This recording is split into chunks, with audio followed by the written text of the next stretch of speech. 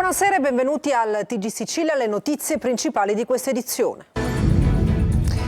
Giallo a Scicli, un uomo di 40 anni trovato morto in casa, le ferite sul suo corpo e il sangue trovato nell'appartamento fanno pensare a un omicidio. Indagano i RIS di Messina. Casteldaccia, dolore e rabbia per le famiglie delle 5 vittime dell'incidente sul lavoro che adesso chiedono aiuto e risposte. Celebrati oggi ad Alcamo e a Palermo gli ultimi 2 funerali. Sit-in dei sindacati a Trapani per chiedere rigide misure di sicurezza dopo la morte di Giovanni Carpinelli, morto a Salemi dopo un volo da una pala eolica. Nuovi possibili sviluppi nelle indagini sulla strage di Altavilla Milicia. Per la magistratura potrebbe esserci un collegamento con l'ex frate di Collesano ai domiciliari per maltrattamenti. Ponte sullo Stretto, dagli esperti nuovi dubbi. Dal lato della Calabria il pilone poggerà su una faglia sismica attiva e non c'è una strumentazione adeguata per testare la tenuta dei cavi. Salvini conferma cantieri aperti entro l'anno.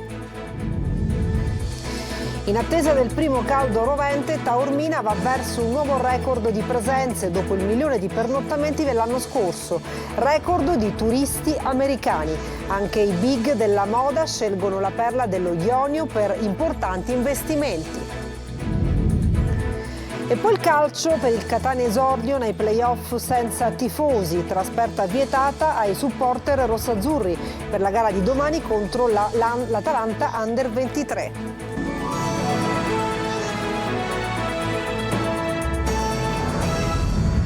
Dunque è un giallo la morte di un uomo di 40 anni trovato privo di vita in una casa a Scicli. Le ferite sul suo corpo e il sangue trovato nell'appartamento fanno pensare a un omicidio. Indagano i RIS di Messina. Adelaide Barbagallo.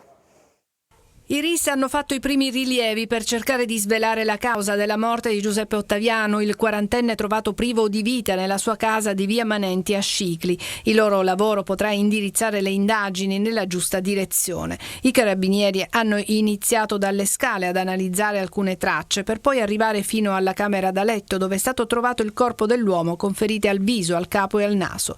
Il sangue sulle pareti della casa farebbe pensare alla presenza di più persone nell'abitazione al momento del ferimento di Giuseppe Ottaviano, che poi si è rivelato mortale. L'ipotesi più accreditata è che si tratti di omicidio. L'uomo, da tutti chiamato Peppe, è molto conosciuto in paese, così come la sua famiglia. Tra i misteri che i carabinieri dovranno svelare c'è quello dell'ora della morte, che potrebbe essere avvenuta tra sabato notte e domenica. Secondo alcuni racconti dei vicini di casa, Ottaviano avrebbe parcheggiato la sua Audi Q3 sabato notte e non sarebbe più uscito. La procura di Ragusa disporrà l'autopsia e relativi esami tossicologici potranno fornire altri elementi utili alle indagini. Dolore, rabbia e richiesta di risposte e di aiuto alle famiglie. Si sono celebrati ad Alcamo e Palermo i funerali di altre 2 vittime della strage di Casteldaccia. In 5 hanno perso la vita durante il lavoro. Luca Ciliberti. Dolore e rabbia. Oggi i funerali di altre 2 vittime della strage di Casteldaccia. Nel grande cortile dell'oratorio salesiano della Chiesa delle Anime Sante ad Alcamo, in provincia di Trapani, l'ultimo saluto a Roberto Raneri. Aveva solo 50 anni. Il vescovo di Trapani, Pietro Maria Fragnelli, nel corso dell'omelia, ha voluto che la comunità si stringesse attorno a Benedetta, la moglie, e ai suoi 2 ragazzi, Chiara e Gioele, e idealmente a tutti i familiari delle vittime della tragedia. E poi l'appello davanti ai sindaci di Alcamo, Partinico e Casteldaccia. Sono situazioni nelle quali non ce la facciamo da soli a gestire tutto quello che un dolore del genere porta con sé. Stamattina si è fermato tutto il quartiere di Ballarò, l'ultimo saluto a Giuseppe La Barbera, pianti, disperazione, lacrime e rabbia nella chiesa del Carmine. Tanti amici e parenti con le magliette e la foto di Giuseppe stampata. Per tutta la settimana il quartiere è stato in silenzio, in segno di rispetto per i La Barbera che in zona gestiscono una rivendita di bombole. Un ragazzo buonissimo, molto buono. Siamo tutti scioccati, siamo rimasti tutti, non fate lei quello che vede. Questo è il nostro amore che avevamo sopra questo ragazzo, che era un ragazzo meraviglioso. Don Pietro Leta, nella sua omelia, ha ammonito la politica sottolineando il numero crescente di morti nel lavoro. Cos'è successo a Casteldaccia, si chiede il parroco. Al centro dell'inchiesta c'è la Quadrifoglio, la ditta per cui lavoravano le vittime, e il suo titolare Antonio Di Salvo, che al momento è l'unico indagato. Ma l'attenzione si allarga anche a un panorama di presunte irregolarità e carenze che potrebbero aver contribuito alla tragedia e al sistema dei lavori in subappalto che spesso non garantisce le competenze e le qualifiche delle ditte per eseguire determinati lavori. Le indagini sulla morte dell'operaio Giuseppe Carpinelli, caduto sabato da una pala eolica a Salemi. Gli investigatori vogliono accertare se all'interno del palo 3, quello della sciagura, fossero state rispettate le norme di sicurezza, le stesse che chiedono a gran voce i sindacati stamane scesi in piazza a Trapani per un sit-in. Laura Spanò. Procure di Marsala e Carabinieri di Salemi da 2 giorni indagano se all'interno del palo 3 del parco Erghe Windy Energy tra Castelvetrano e Salemi, oggi sotto sequestro, dove è morto l'operaio Giuseppe Carpinelli, 33 anni, di San Mauro dei Cavoti, sono state rispettate tutte le procedure di sicurezza. L'impresa, che aveva avuto in subappalto i lavori, stava eseguendo un potenziamento dell'impianto. Carpinelli, operaio esperto, è precipitato da più di 80 metri d'altezza per poi schiantarsi su una passerella di metallo, circa 40 metri più sotto. Pare che nessun cavo di sicurezza, obbligatori per lavorazioni in altezza, ne ha impedito o interrotto il volo, ma sarà la procura, che intanto ha anche disposto l'autopsia sul corpo dello sfortunato dipendente, a dover rispondere a questa domanda. Intanto monta la protesta dei sindacati. CGIL e CISL Willy si sono ritrovati davanti alla prefettura di Trapani per un sit-in, dove hanno ribadito con forza la loro preoccupazione per la lunga scia di incidenti sul lavoro, chiedendo un'azione forte e sinergica fra tutte le realtà che hanno la responsabilità di far tornare a casa i lavoratori sani e salvi. Ad affermarlo sono Sergio Palmeri di CGIL Trapani, Leonardo Lapiana di CGIL Trapani e Palermo e Tommaso Magaddino, Will Trapani. Crediamo che le normative del governo che riguardano praticamente la regolamentazione del mondo del lavoro e la frammentazione del mondo del lavoro, così come le leggi del codice degli appalti, debbono essere immediatamente cambiate. Saremo qui per poter parlare anche col prefetto di Trapani, per poter portare avanti quelle che poi ormai diventano delle istanze comuni sull'aumento del numero degli ispettori, sull'aumento del numero dei medici del lavoro, sulla diffusione complessiva del tema della sicurezza sul lavoro. La questione della sicurezza sul lavoro deve diventare materia di insegnamento nelle scuole. Tragedia della disperazione a Palermo. Un disabile di 57 anni è morto nell'incendio della sua abitazione. Forse un gesto volontario. Salva la madre. Marco Gullà. Bato fortissimo, sì. Però non sapevo che c'era qualche vittima, non lo sapevamo, si è scoperto dopo.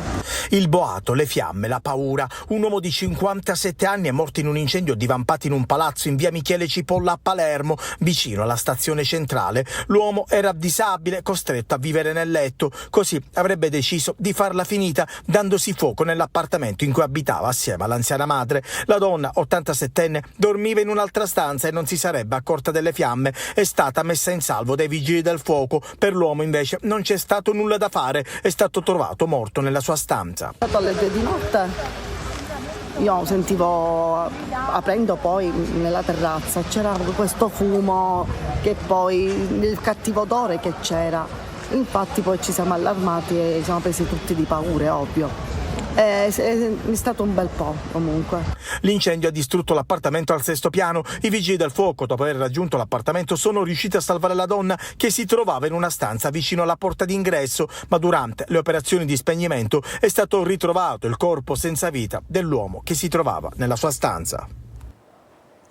Il nome di un ex frate arrestato per maltrattamenti riconduce alla strage di Altavilla Milicia. Dietro i 2 casi lo stesso fanatismo religioso. Lorena Dolci.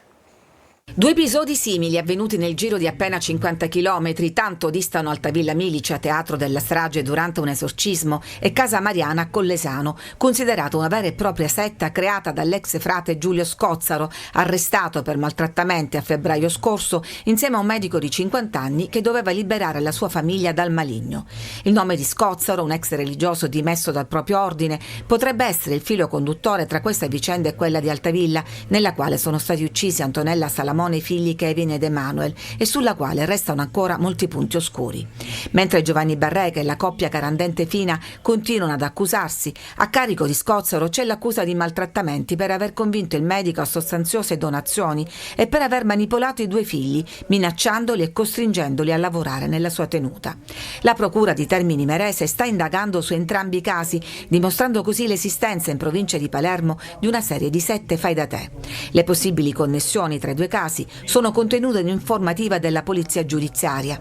Entrambi i nuclei familiari, scrivono infatti gli inquirenti, sono stati fortemente influenzati dalla loro guida spirituale e portati a credere che la moglie, madre e le figlie sorelle fossero possedute da una legione di demoni. In comune c'è lo stesso fanatismo, la visione apocalittica, l'allusione al diavolo per isolare e annullare la volontà degli adepti. Il nome dell'ex frate si intreccia poi con quello di Gisella, la sedicente veggente di Trevignano Romano, che sostiene di vedere la Madonna e di riceverne messaggi.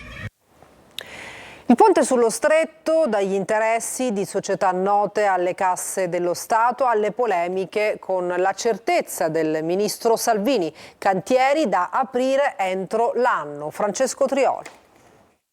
Il ponte delle polemiche e degli affari che già unisce l'Italia, perché attorno all'opera della quale il ministro Salvini ne sta facendo il suo cavallo di battaglia politico ci sono interessi ed appetiti che già viaggiano a tutte le latitudini. Sono le aziende italiane, spagnole e giapponesi che dovrebbero costruirlo per adesso beneficiarne con aumenti in borsa del 15 al 30% delle loro quotazioni, ma soprattutto ci sono aziende già note alle casse dello Stato, la Rock Soil dell'ex ministro Pietro Lunardi, la Proger SPA che ha nel suo CDA chi cotesta l'ex presidente di INPS Antonio Mastrapasqua.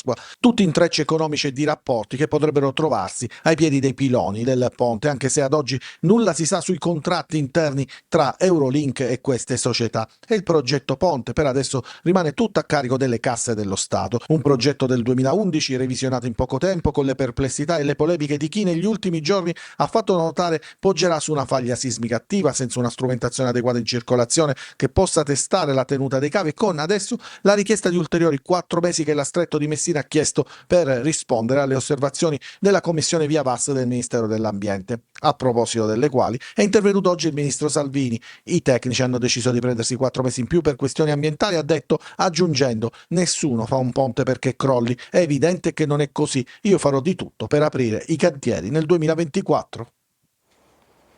Siccità e cambiamenti climatici, crisi senza precedenti per l'apicoltura. Siamo andati a Zafferana per raccogliere il grido d'aiuto dei produttori di miele. Tonino De Mana.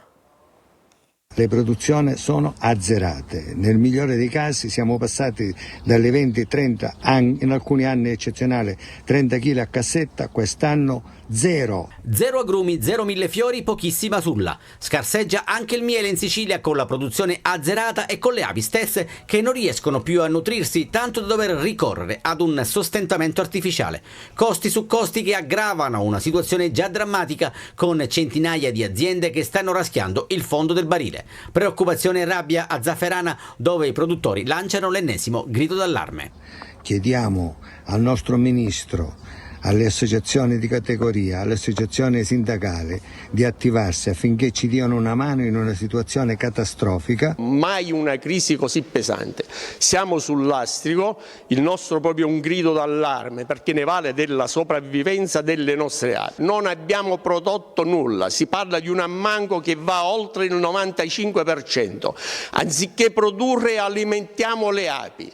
Quindi non ce la facciamo più. Quinta annata consecutiva di crollo produttivo, un crollo verticale dovuto alla siccità, ai cambiamenti climatici e ancor peggio agli elevati costi di produzione legati anche al nomadismo, ovvero ai continui spostamenti per consentire alle api di trovare l'habitat giusto. Servono risposte immediate, proclami, annunci e interventi tampone non bastano più perché i macchinari qui sono fermi. Zafferana vive di apicoltura e purtroppo, vista l'attuale situazione, abbiamo bisogno di un aiuto concreto. Siamo già a metà maggio, ancora c'è il laboratorio completamente lindo e pulito, non abbiamo ancora prodotto neanche un grammo di miele, io come tutto il resto degli apicoltori di Zafferana. A rischio solo a Zafferana ben 300 aziende che vivono di api e per le api.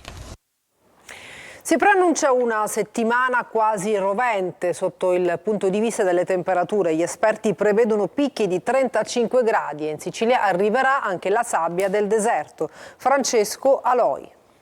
C'è caldo, ma non è ancora abbastanza. La Sicilia si prepara a vivere una settimana rovente o quasi. Un campo di alta pressione porterà le colonnine di mercurio anche al di sopra dei 30 gradi. Queste sono secondo me le anomalie del cambiamento climatico. Questo è un anno anomalo, però dai, diciamo che avrei preferito più pioggia. Speriamo di no, perché se inizia già da adesso e caldo sarebbe veramente un trauma. Sì, siamo pronti perché sappiamo il caldo quando arriva, perché qua noi passiamo dal freddo al caldo, quello potente. Gli stabilimenti balneari si preparano a riaprire. Nel frattempo le spiagge libere sono sempre più piene. Quando non si lavora c'è chi ne approfitta per un bagno. E poi ci sono loro, i turisti, che si tuffano nella vacanza in tutti i sensi. Fuori fa caldo ma l'acqua è fredda. Fresca, dai, pensavo di peggio, è che il sole è così forte in questi giorni, siamo veramente fortunatissimi che l'acqua sembra più fresca di quel che l'è, in realtà. L'anticiclone in arrivo dall'Africa colpirà la Sicilia soprattutto tra mercoledì e venerdì. Catania, Palermo, Siracusa e Agrigento saranno le province più calde. Attenzione però, perché da metà settimana dovrebbe arrivare anche la famosa sabbia del deserto. Il sole quindi potrebbe essere offuscato dalla polvere rossa, ma non il caldo. Al nord invece scende la pioggia. Taormina si prepara a superare il record di presenze dello scorso anno con oltre 1 milione di pernottamenti a trascinare il turismo, gli americani che hanno superato tedeschi e inglesi, finora i più affezionati. E adesso anche i big della moda scelgono la perla dello Ionio per importanti investimenti. Eva Spampinato. Taormina riconquista il suo ruolo di perla dello Ionio, capitale del turismo siciliano di lusso, con le grandi catene alberghiere che investono in città e i marchi della moda internazionale che aprono boutique esclusive per un target di altissimo livello. Gli ultimi sono gli ambasciatori del Made in Sicily nel mondo, ovvero Dolce & Gabbana, che hanno rilevato lo storico bar Mocambo di Piazza 9 Aprile, un fermento commerciale che viaggia di pari passo con quello del settore alberghiero, con una lunga serie di investimenti e trattative che hanno riportato Taormina tra le mete più ricercate, soprattutto dagli americani, complice il forte traino della serie TV The White Lotus. Gli stranieri in testa sono gli americani già dall'anno scorso e hanno superato i clienti tedeschi che per tanti anni, per decenni, erano sempre nella top, al numero 1. Il presidente degli albergatori di Taormina, intervenuto questa mattina a Buongiorno Sicilia, conferma il trend in forte crescita. 1,3 milioni nel 2023 di pernottamenti. Complimenti, veramente. Quest'anno se riusciamo a fare di nuovo 1,3 milioni siamo già soddisfatti. Il boom turistico si vede anche sui social, dove il brand Taormina è amatissimo e instagrammato come pochi altri luoghi in Sicilia. Taormina negli ultimi 2 anni è stata oggetto di molte attenzioni e di molti acquisti sia di strutture alberghiere che anche di negozi, quindi abbiamo tutti i brand più blasonati che si sono insediati a Taormina. L'aspettativa da parte degli operatori economici rimane quella di una svolta sul fronte di alcune iniziative strategiche che potrebbero migliorare la qualità della proposta turistica e la qualità di vita e di servizi offerti ai cittadini. Nuova vita per la Casa della Capinera, il punto base per gli escursionisti a quota 900 sull'Etna. Il sito è stato completamente ristrutturato e ripulito grazie anche ai migranti. All'interno c'è pure un ristoro con i prodotti del vulcano. Luca Ciliberti. Eccola la casa che probabilmente ispirò Giovanni Verga nella sua storia di una capinera. Il rifugio sul monte Ilice, sull'Etna, dove la protagonista Maria si trasferì per scappare all'epidemia di colera che colpì Catania nel 1854. Oggi Casa della Capinera è un rifugio per escursionisti che sul vulcano cercano un contatto con la natura, ma è anche un presidio di ecologia e turismo sostenibile. Con un finanziamento regionale di 1 milione di euro, Casa della Capinera è stata ristrutturata dall'Ente Parco dell'Etna in collaborazione con le cooperative Il Nodo, Sustanzia e Chiaria, che dal 2023 hanno la gestione del sito. Noi per esempio ci siamo occupati delle pulizie straordinarie, delle pulizie industriali di tutto il locale, mentre gli altri si sono occupati del giardinaggio, delle linee tagliafuoco. Ognuno di loro aveva un compito da svolgere qua.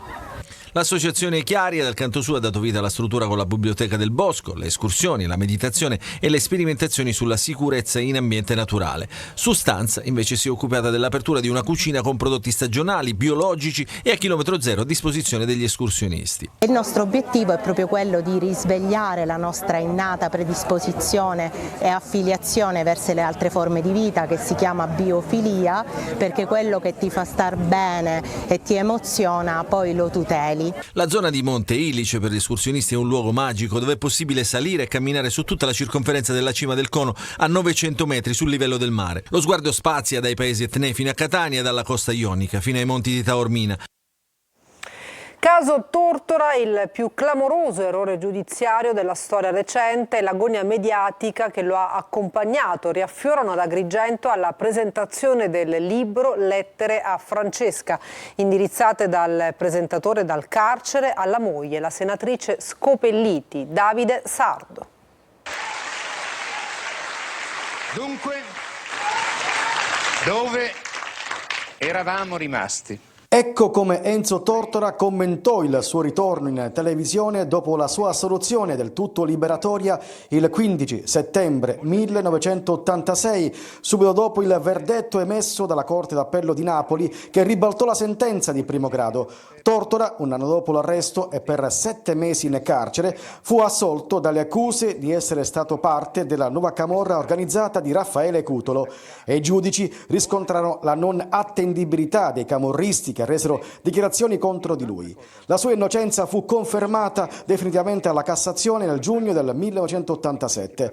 Meno di un anno dopo, il 18 maggio dell'88, Enzo Tortora morì per un cancro ai polmoni. A 36 anni dalla sua morte, il caso Tortora riecheggia ancora come caso italiano tra i più eclatanti di errore giudiziario e di gogna mediatica. In cella scrisse numerose lettere, molte delle quali indirizzate alla figlia Silvia e alla moglie Francesca, la senatrice Scopelliti. E Lettere a Francesca è adesso il titolo di un libro appena presentato al Museo Archeologico Regionale Griffo di Agrigento. Nelle lettere traspare quello che era la cultura, il carattere, la moralità di Enzo. E lui mi dice: io voglio la verità e la voglio vedere in piedi davanti a me, non vuole scorciatoie, si arrabbia con gli avvocati che cercano di convincerlo ad accettare alcuni piccoli provvedimenti di tipo legale per potergli far avere gli arresti domiciliari. Lui dice: no, io devo uscire da qui a testa alta. Nel corso del dibattito sono emerse anche le proporzioni della piaga dell'errore giudiziario in Italia. Negli ultimi 30 anni l'Italia ha riconosciuto oltre 30.000 errori giudiziari, una media di 1.000 all'anno, 3 al giorno, corrispondendo oltre 800 milioni a titolo di riparazione per ingiusta detenzione. E adesso una pausa, tra poco il calcio.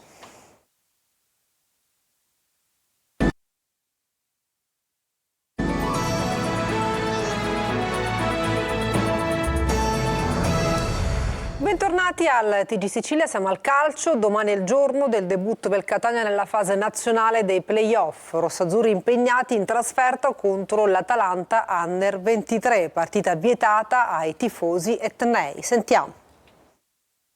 Lo stadio di Caravaggio sarà senza colori rosso-azzurri. La trasferta in Lombardia in occasione del primo turno della fase nazionale dei playoff in Serie C è stata infatti proibita ai tifosi del Catania. Un divieto di vendita dei biglietti per i residenti ed anche per i nati nella provincia etnea che taglia fuori anche i tifosi nati in Sicilia ma emigrati al nord.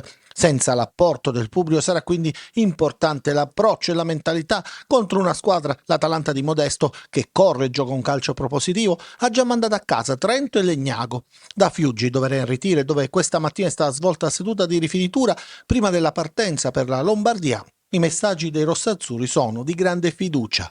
No, sicuramente sarà una bella partita, due squadre che vorranno giocare a calcio e sarà una partita a intensità, però cercheremo di portarla a casa. Ma sicuramente un Catania che ha voglia, sappiamo che fuori casa abbiamo avuto qualche problema soprattutto nel girone di ritorno, però sono due gare importanti, quindi dobbiamo portarlo al massimino con un buon risultato. Zeuli dovrebbe quindi ripartire dalla formazione vista contro il Benevento, con Quaini quindi a centrocampo, Cicerelli mezzala, Welbeck in mezzo e con Contec pronto a dare una mano davanti alla difesa se dovesse essere necessario. In attacco Cianci e Di Carmine, 3-5-2 il modulo speculare a quello dell'Atalanta. La partita contro i nerazzurri verrà a Telecolor in campo con il Catania, 4 ore di diretta live nell'appuntamento extra large di Diretta Stadio dalle 19.30 con i nostri inviati a Caravaggio, Angelo Padanè e Marco Carri, per trasmettervi le emozioni rosso-azzurre dell'esordio nei playoff. Sarà, come al solito, possibile interagire con lo studio attraverso il numero WhatsApp 342 77 12 855. E per questa edizione del TG Sicilia ci fermiamo, grazie per averci seguito e buona serata.